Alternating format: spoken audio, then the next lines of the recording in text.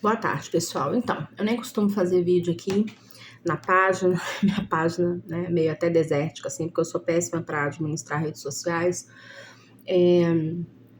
Mas, assim, eu senti que eu precisava vir falar sobre esse tema, tá? Eu vim falar sobre essa polêmica da PL do aborto, onde uma das propostas é que se aumente de 10 para 20 anos a detenção, né, digamos assim, pelo aborto.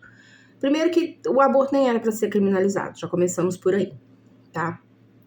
Então, assim, queria deixar bem claro que eu não sou a favor do aborto, não estou aqui defendendo o aborto, mas estou defendendo de que exista um diálogo consciente, coerente e justo para o tema, coisa que nunca aconteceu, tá?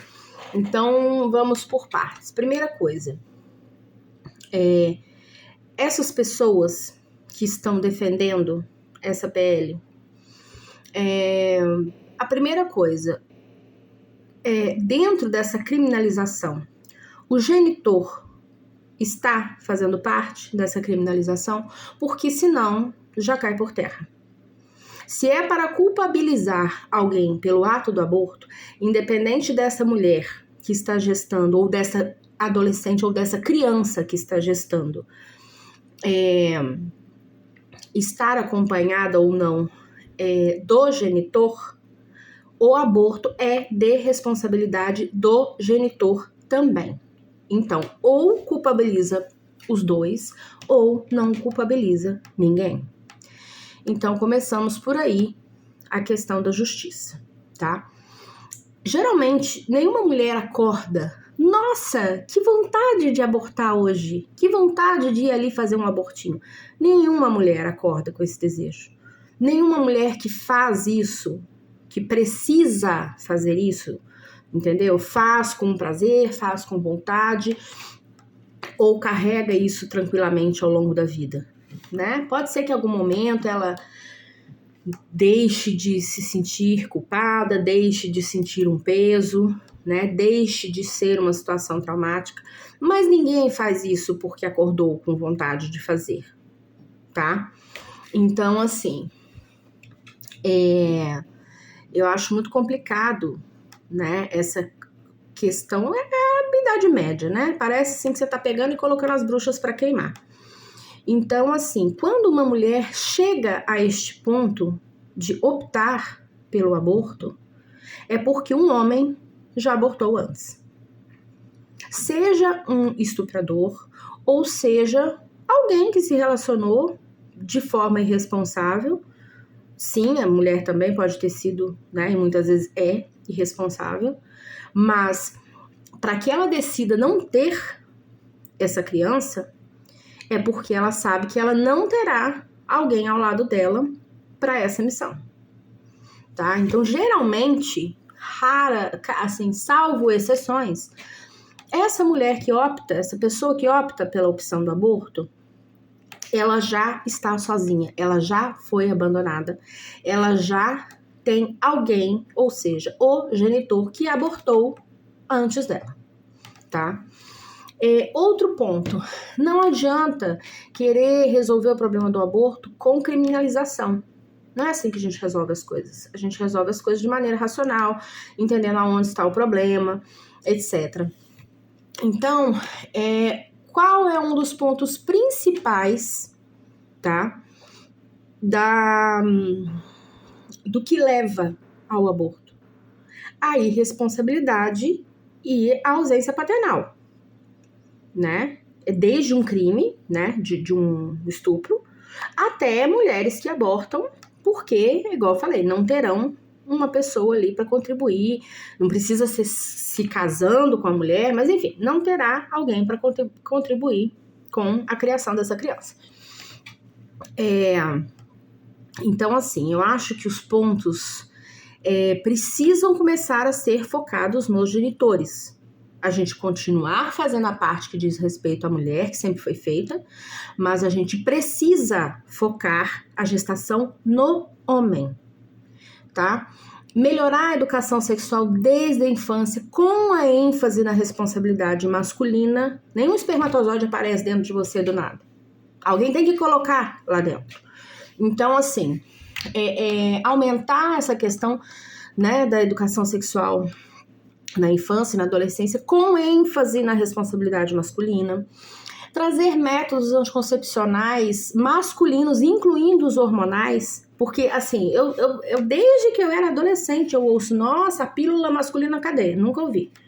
Cadê a pílula masculina? Cadê a injeção masculina? Porque para tomar suco, para crescer, pode tomar, pode entupir de hormônio, mas daí para isso não pode. Entendeu? Para isso não pode procurar um endocrinologista, sei lá, que especialidade médica é essa, para resolver esta questão, né?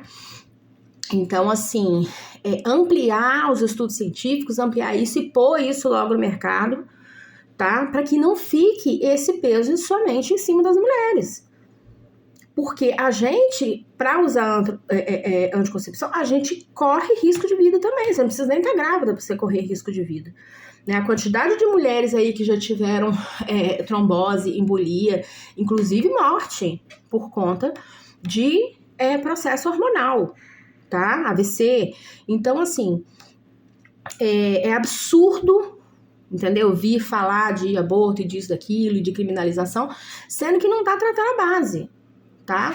Então, assim, é isso, tá? Investir nessa questão dos métodos anticoncepcionais masculinos, da educação sexual masculina, ampliar e facilitar ainda mais o processo de laqueadura e vasectomia, com ênfase na vasectomia, que é a menos invasiva, tá? É óbvio que tem que focar na vasectomia e não na laqueadura, entendeu? Então, assim, melhorar o processo de fiscalização da adoção para que essas crianças, por pressa, não vão parar na mão de famílias que não estão querendo adotar e sim estão querendo outra coisa, mas, ao mesmo tempo, acelerar o processo de adoção ainda na barriga, porque, infelizmente, a gente sabe que depois que passa de uma idade, a dificuldade dessas crianças serem adotadas é imensa. Enfim, trazer mais rigidez, né, para a lei de pensão, o que inclui pensão para a mãe, tá? Porque há um tempo atrás, quando, né, às vezes acontecia um divórcio, alguma coisa, a mulher também recebia pensão, né? Na realidade, essas questões são previstas em lei, mas na maioria das vezes, hoje em dia, só se fala em pensão alimentícia. Não, uma mulher, quando ela tem um filho, isso mexe com toda a estrutura da vida dela.